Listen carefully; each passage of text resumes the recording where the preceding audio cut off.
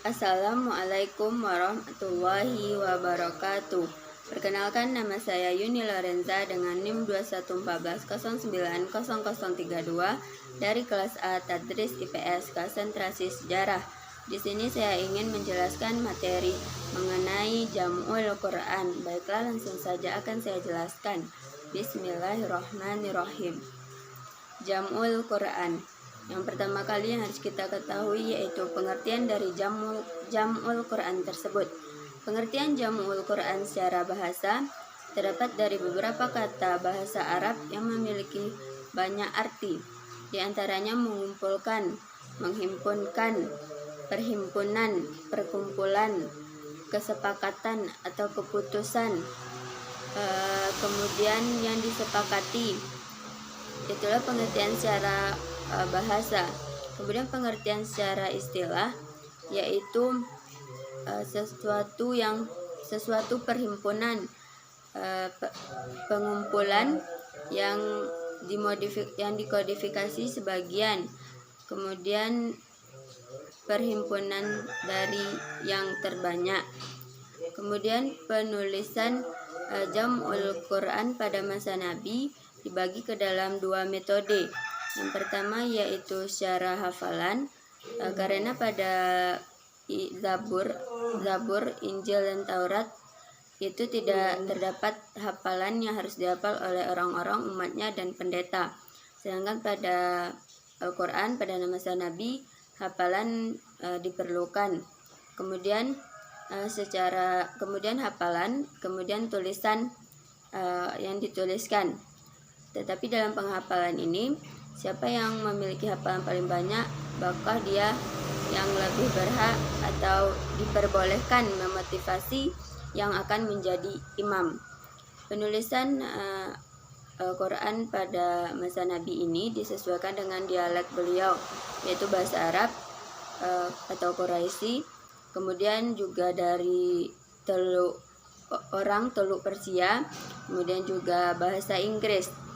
Kemudian penulisan Al-Quran pada masa Nabi ini dibantu juga oleh para sahabat-sahabat Nabi, seperti dalam penulisan dan pengumpulannya dibantu oleh Ali bin Abi Thalib, Zaid bin Zabit, dan sahabat-sahabat lainnya.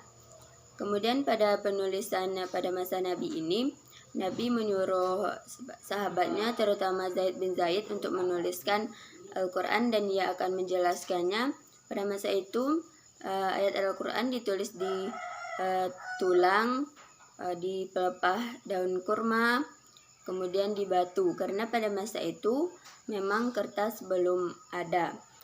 Kemudian setelah selesai ditulis dan dijelaskan oleh Nabi Muhammad SAW, kemudian disimpan di rumah beliau. Selanjutnya penulisan Quran atau Jam'ul Quran pada masa Abu Bakar ini, yaitu masih sama penulisannya, tetap pada tulang, kemudian pelepah daun kurma dan batu, karena saat itu memang belum ditemukan kertas.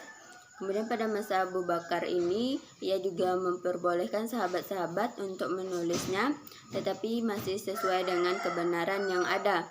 Kemudian pengelompokannya harus disaksikan oleh para saksi, sahabat, dan tetap pada mushaf atau yang tertulis yang diturunkan dengan benar. Kemudian masa Jam'ul Quran pada masa Utsman bin Affan, yaitu penulisan Al-Quran, karena penulisan Al-Quran yang ditulis secara kemudian ini muncul karena sudah mulai berkurangnya orang-orang yang ingin menulis Al-Quran. Kemudian pada masa Utsman bin Affan ini juga diusulkan pada 25 Hijriah bahwa penulisan Al-Quran dan pengumpulannya harus selesai dan bisa dibaca untuk orang-orang.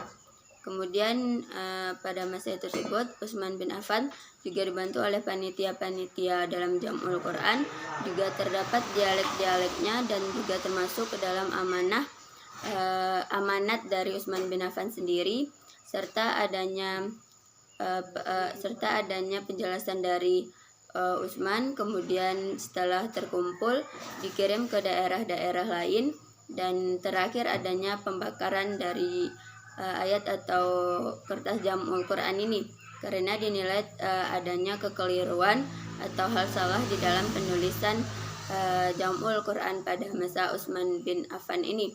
Maka dari itu dilakukan pembakaran agar tidak menimbulkan keraguan di dalamnya.